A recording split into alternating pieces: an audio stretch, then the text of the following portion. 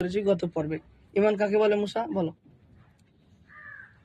ইমানের ইমান ইমানের আবিধানিক অর্থটা বলো, তারপরে পারিভাষিকটা বলো।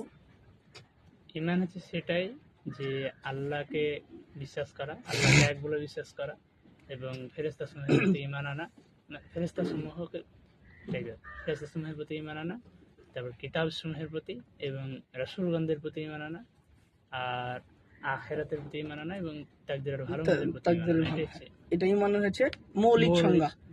আর ইমান বলতে এমনি বোঝায়, স্বাভাবিকভাবে ইমান বলতে বোঝায় যে অন্তরে আমরা যেটা লালিত পালিত করি, অন্তরে যেটা আঁকড়ে ধরে আছি, অন্তরে যেটা বিশ্বাস করি, সেটাই ইমান। সেটাই ইমান।